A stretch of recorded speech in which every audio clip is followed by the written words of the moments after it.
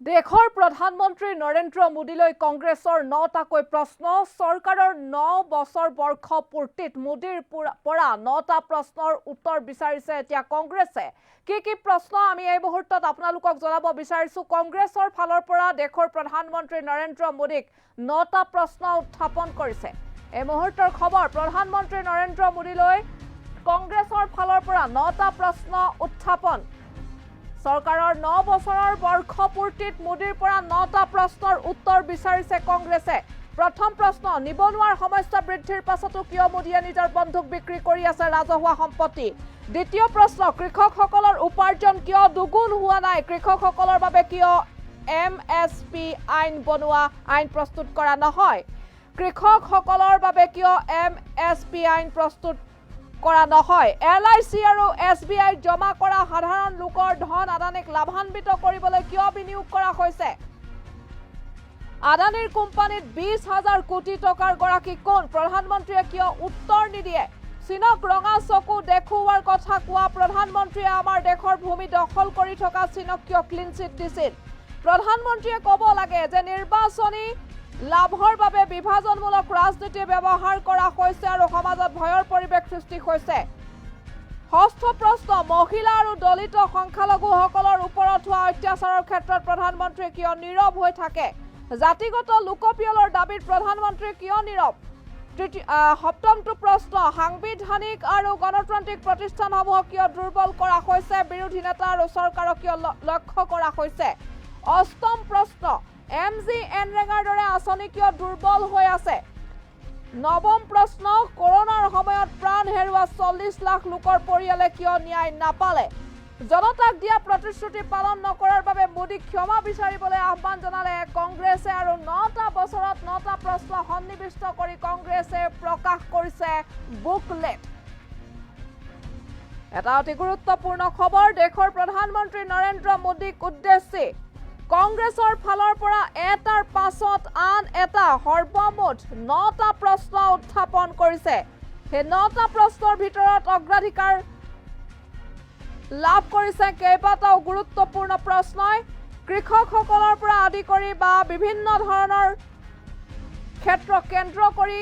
এই প্ৰশ্ন উত্থাপন কৰিছে কংগ্ৰেছে দেশৰ প্ৰধানমন্ত্ৰী নৰেন্দ্ৰ মোদীক এই প্ৰশ্ন লগতে দেশবাসীৰ ওচৰত প্ৰতিশ্ৰুতি পালন কৰিব নোৱাৰাৰ বাবে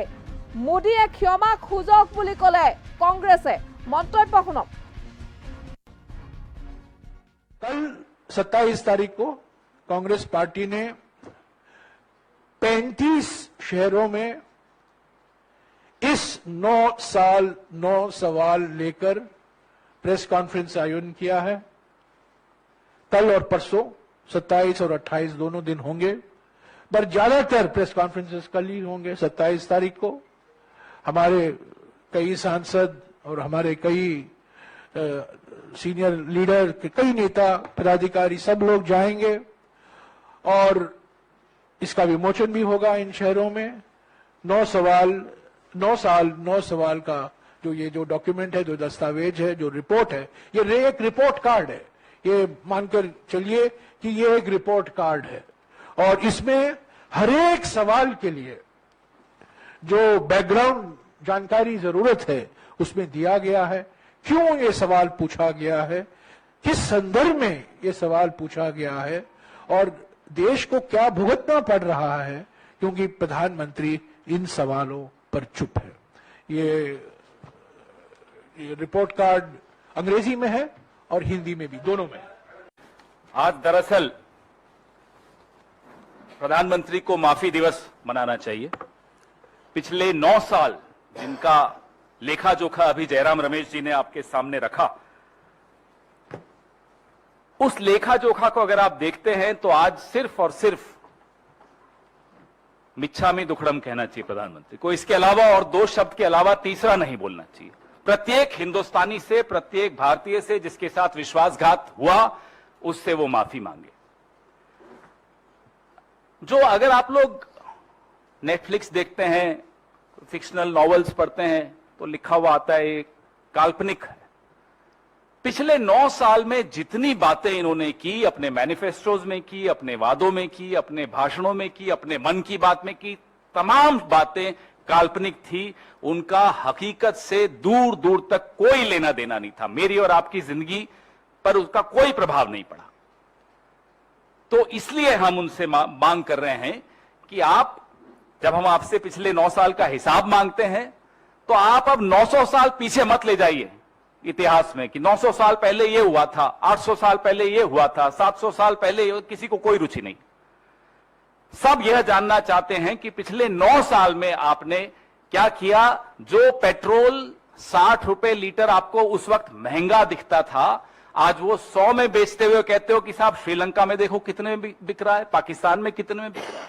400 रुपए का सिलेंडर यहां 1200 में बिकता है, तो आप पलट कर कहते हो कि श्रीलंका में 2000 का बिक रहा है, पाकिस्तान में 2000 का बिक रहा है। यह स्तर बना दिया आपने मेरे देश का, इसलिए आपको माफी मांगनी चाहिए भारत से। किसानों की आय पर जयराम रमेश जी ने एक सवाल पूछा, दुगनी छोड़ दीजिए। अब तो किसान कहते हैं जो उस वक्त थी ना, बस उतनी भर हमें मिल जाए वापस तो वही बड़ी कृपा होगी। उतनी भी नहीं छोड़ी जो 2014 से पहले मिलती थी, आप दुगनी की बात करते हैं। इसलिए हम कहते हैं कि काल्पनिक है आपकी हर बात। कोरोना काल में हम सबने त्रासदियां देखी, ऑक्सीजन नहीं, साहब जो थे हजारों की भीड़ इकट्ठी करते थे, शाम को जूम कॉल पे मास्क लगा के बैठ जाते थे। यह असलियत है इस सरकार की। असली चेहरा कुछ और जब वक्त आता है तो मुखौटा। तो मुखौटे और चेहरे का जो द्वंद्व है, पिछले 9 साल में वही इस देश ने देखा, कुछ नया नहीं देखा। हम फिर से मांग करते हैं कि आज से लेकर 31 मई तक जितने भी आयोजन करें, माफी जरूर मांगे इस देश से विश्वासघात के लिए जो इस देश के साथ पिछले 9 साल में हुआ।